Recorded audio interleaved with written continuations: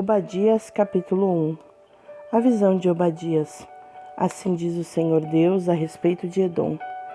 Temos ouvido um rumor do Senhor, e um embaixador foi enviado entre os pagãos. Levantai-vos e lamentemo-nos contra ela em batalha.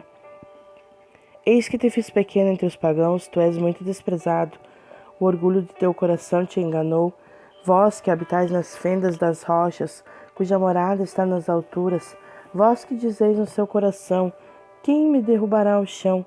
Embora se exalte como a águia, e ainda que se ponha teu ninho entre as estrelas, dali te derrubarei, diz o Senhor. Se ladrões viessem a ti, ou assaltantes de noite, como está destruído, não roubariam até que tivessem o suficiente? Se os vindimadores viessem a ti, não deixariam algumas uvas? Como as coisas de Esaú são procuradas, como as suas coisas escondidas são procuradas. Todos os homens do teu pacto te levaram até a fronteira, e os que estavam em paz contigo te enganaram e prevaleceram contra ti. Aqueles que comem o teu pão não puseram armadilha debaixo de ti, não há entendimento algum nele. Não destruirei porventura naquele dia, diz o Senhor, os homens sábios de Edom e o entendimento do monte de Esaú? E os teus homens poderosos, ó Temã, ficarão desanimados para o fim que todo o monte de Esaú pôde ser cortado pelo abate. Por causa da tua violência contra o teu irmão Jacó, serás coberto de vergonha e exterminado para sempre. No dia em que ficaste do outro lado, quando estranhos levaram cativo suas forças, e estrangeiros entraram por seus portões e lançaram sorte sobre Jerusalém, tu eras também como um deles. Mas tu não desvias o olhar com prazer para o dia do teu irmão, no dia em que ele se tornou um estranho, nem alegrar-te sobre os filhos de Judá, no dia da sua destruição, nem falar com orgulho no dia de aflição. Tu não devias ter entrado pelo portão do meu povo no dia da sua calamidade. Sim, tu não devias ter olhado sua aflição no dia da sua calamidade, nem colocado as mãos em seus bens no dia da sua adversidade. Nem devias ter parado na encruzilhada para exterminares os que escapassem, nem entregado os que lhe restaram no dia da aflição. Porque o dia do Senhor está perto sobre todos os pagãos. Como tu fizeste, assim será feito contigo. A tua recompensa voltará sobre a tua própria cabeça. Pois assim como vós bebeste sobre o meu santo monte, assim todos os pagãos beberão continuamente. Sim, eles beberão e engolirão, e serão como se nunca tivessem existido.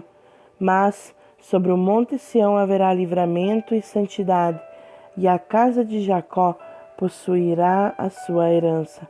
E a casa de Jacó será fogo, e a casa de José uma chama, e a casa de Esaú palha. E eles se acenderão contra eles, e os devorarão, e não haverá nenhum remanescente da casa de Esaú, porque o Senhor falou. E os do sul possuirão o monte de Esaú, e os das planícies os filisteus, e eles possuirão os campos de Efraim, e os campos de Samaria e Benjamim possuirá Gileade. E os cativos desse exército dos filhos de Israel possuirão os cananeus, mesmo até Zarefate. E os cativos de Jerusalém, que estão em Sefarade, possuirão as cidades do sul. E salvadores subirão ao monte Sião para julgarem o monte de Esaú, e o reino será do Senhor. Jonas capítulo 1. Ora, a palavra do Senhor veio a Jonas, filho de Amitai, dizendo: Levanta-te, vai a Nínive, aquela grande cidade, e clama contra ela, pois a sua maldade subiu diante de mim. Mas Jonas se levantou para fugir para Tarsis, longe da presença do Senhor, e desceu a Jope, onde encontrou um navio que ia para Tarsis. Pagou, pois, a sua passagem e desceu para dentro dele, para ir com eles para Tarsis, longe da presença do Senhor. Mas o Senhor enviou um grande vento ao mar, e houve uma poderosa tempestade no mar, de modo que o navio estava a ponto de quebrar-se. Então os marinheiros ficaram com medo, e cada homem clamou ao seu Deus, e lançaram as cargas que estavam no navio ao mar, para o aliviarem. Mas Jonas desceu ao porão do navio, e deitado dormiu profundamente. E o mestre do navio dirigiu-se a ele e disse-lhe: Que tens, ó dorminhoco? Levanta-te, clama ao teu Deus, talvez assim Deus pensará em nós para que não pereçamos. E disseram cada um ao seu companheiro: Vinde e lancemos sorte para que saibamos, por que causa esse mal está sobre nós. Assim eles lançaram sorte, e a sorte caiu sobre Jonas. Então eles lhe disseram: Diga-nos, lhe pedimos, por causa de quem este mal está sobre nós? Qual é a tua ocupação? De onde vens? Qual é a tua terra? E de que povo tu és? E ele lhes disse: Eu sou hebreu, e temo ao Senhor, o Deus do céu, que fez o mar e a terra seca. Então os homens se encheram de medo e disseram: Por que tu fizeste isso?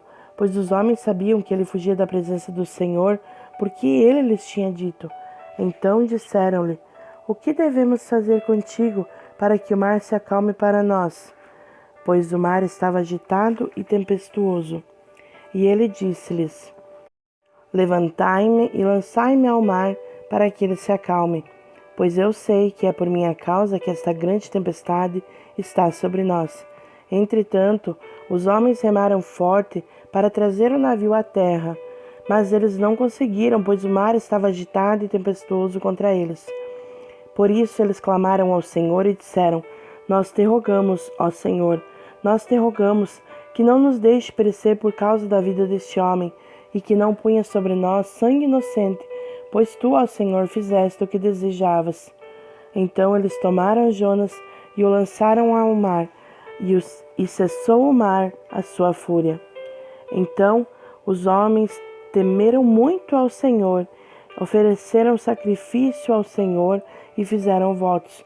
Mas o Senhor havia preparado um grande peixe para que engolisse Jonas, e ele esteve no ventre do peixe 3 dias e 3 noites. Capítulo 2. Então Jonas orou ao Senhor seu Deus do ventre do peixe e disse: Clamei ao Senhor na minha aflição, e ele me ouviu. Do ventre do inferno clamei, tu ouviste a minha voz, pois tu me lançaste no profundo, no meio dos mares, e as correntes das águas me cercaram. Todas as tuas vagas e as tuas ondas passaram sobre mim. E eu disse: Estou lançado de diante dos teus olhos, todavia tornarei a ver o teu santo templo.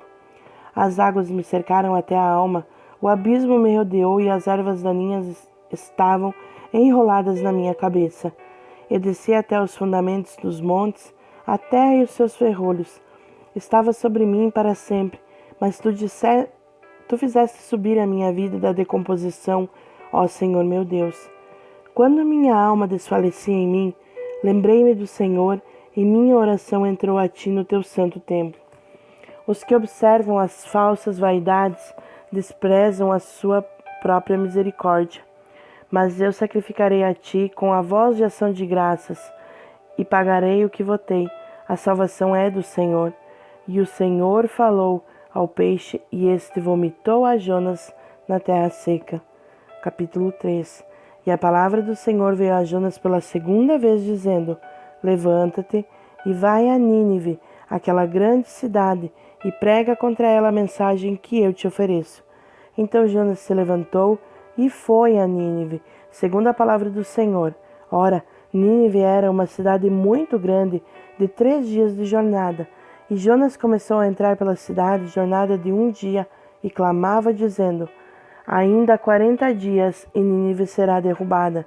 Assim as pessoas de Nínive creram em Deus e proclamaram um jejum e vestiram-se de pano de saco, desde o maior até o menor.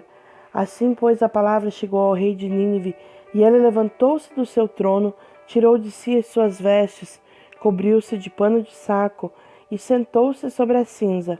E ele fez com que isso fosse proclamado e divulgado através de Nínive pelo decreto do rei e dos seus nobres, dizendo: Nem homens, nem animais, nem bois, nem ovelhas provem alguma coisa, nem se lhes dê alimentos, nem bebam água, mas os homens e os animais sejam cobertos de pano de saco e clamem poderosamente a Deus.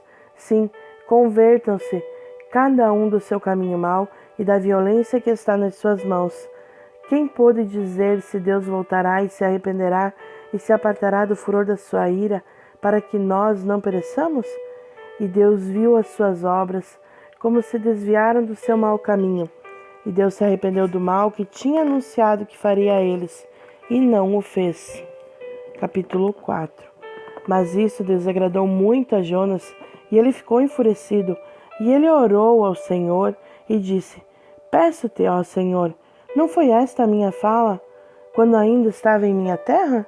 Por isso fugi antes para Tarsis, pois sabia que és um Deus gracioso e misericordioso, tardio para se irar e de grande bondade, e que te arrependes do mal. Por isso agora, ó Senhor, eu te imploro, tira-me a vida, pois é melhor para mim morrer do que viver.